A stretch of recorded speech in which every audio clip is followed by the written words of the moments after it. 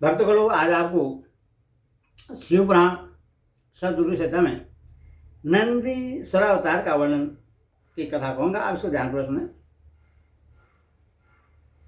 यहां तक 42 अवतारों का वर्णन किया गया। अब नंदीश्वर अवतार का वर्णन किया जाता है।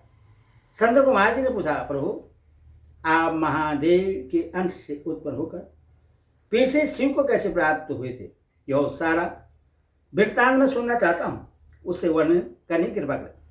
नंदीश्वर बोले, सर्वज्ञ संत कुमार जी, मैं जिस प्रकार महादेव के अंश से जन्म लेकर शिव को प्राप्त हुआ उस प्रसंग का वर्णन करता हूं, तुम सावधानी पूर्वक श्रवण करो। शिलाद नामक एक धर्मात्मा मुनि थे। पितरों के आदेश से उन्होंने अयोनिज सुवर्त मृत्युहीन पुत्र की प्राप्ति के लिए तप करके देवेश्वर इंद्र को प्रश्न किया, परंतु देवराज इंद्र ने ऐसा पुत्र प्रदान करने में अपने को असमर्थ बतलाकर सर्वेश्वर महाशक्ति संपन्न महादेव की आराधना करने का उपदेश दिया। तब शिलाद भगवान महादेव को प्रश्न करने के लिए तप करने लगे। उनके तप से प्रश्न होकर महादेव वहां पधारे और महासमाधि मग्न शिलाद को थपथपाकर जगाया। तब शिलाद ने शिव का स्तवन किया और भगवान शिव ने उन्हें वर देने को प्रस्तुत होने पर उनसे कहा, प्रभु मैं आपके ही समान मृत्युहीन अयोनित पुत्र चाहता हूं। तब शिवजी प्रश्न होकर मुनि से बोले।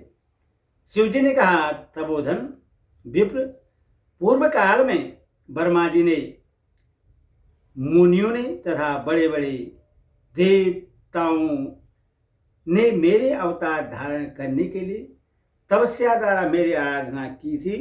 इसीलिए मुने, यदि मैं सारे जगत का पिता हूं, फिर भी तुम मेरे पिता बनोगे और मैं तुम्हारा आयोनित पुत्र होऊंगा तथा मेरा नाम नंदी होगा।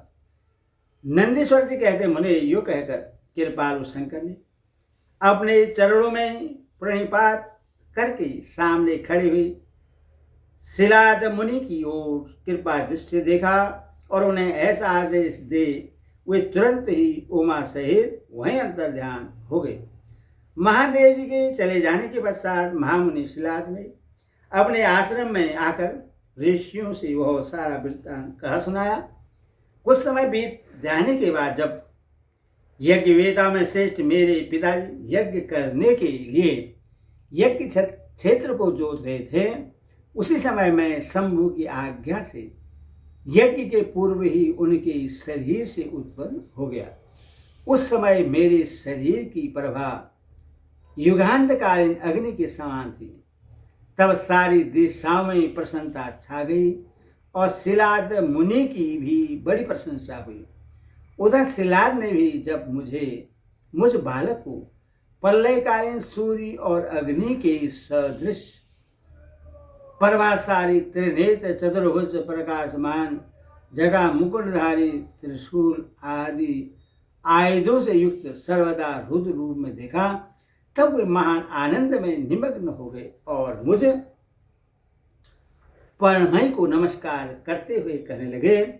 शिलाद बोले, सुरेश्वर, जो कि तुमने नंदी नाम से प्रकट होकर मुझे आनंदित किया है, इसीलिए मैं तुम आनंदमय जगदीश्वर को नमस्कार करता हूँ।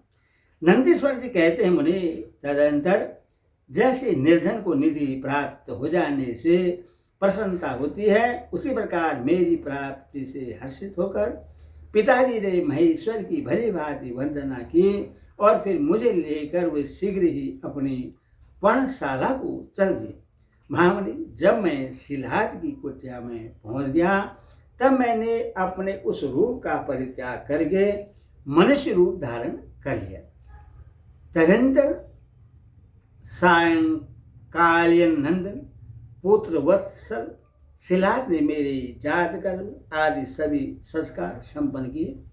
फिर 5वें वर्ष में पिताजी ने मुझे सांगोपांग संपूर्ण वेदों का तथा अन्य शास्त्रों का भी अध्ययन कराया। 7 वर्ष पूरा होने पर शिव जी की आज्ञा से मित्र और वरुण नाम के मुनि मुझे देखने के लिए पिताजी के आश्रम में पधारे। शिलाद मुनि ने उनकी पूरी अवगत की। जब वे दोनों महात्मा मुनीश्वर आनंद पूर्वक आसन पर विराज गए तब मेरी ओर बारंबार निहार कर बोले।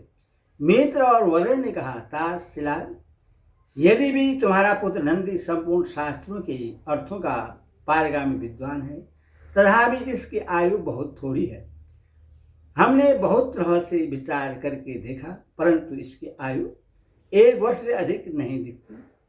उन विप्र वरु के योग कहने पर पुत्र वत्सल शिलाद नंदी को छाती से लिपटाकर दुखार्त हो फूट फूट कर रोने लगा।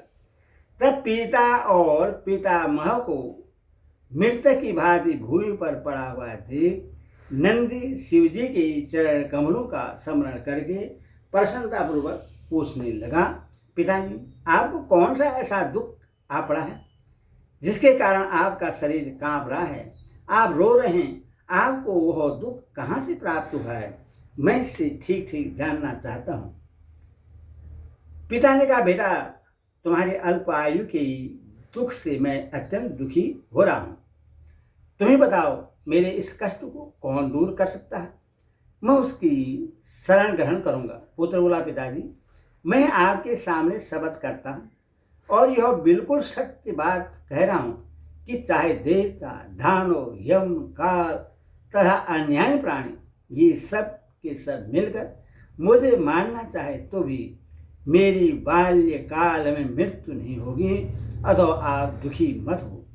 पिता ने पूछा, मेरे प्यारे लाल, तुमने ऐसा कौन सा तप किया है अथवा तुम्हें कौन सा ऐसा ज्ञान, योग या ऐश्वर्य प्राप्त है जिसके बल पर तुम इस दारुण दुख को नष्ट कर दोगे? पुत्र ने कहा, तात, मैं न तो तप से मृत्यु को हटाऊंगा और न विद्या से। मैं महादेव जी के भजन से मृत्यु को जीत लूंगा, इसके अतिरिक्त अन्य कोई उपाय नहीं है।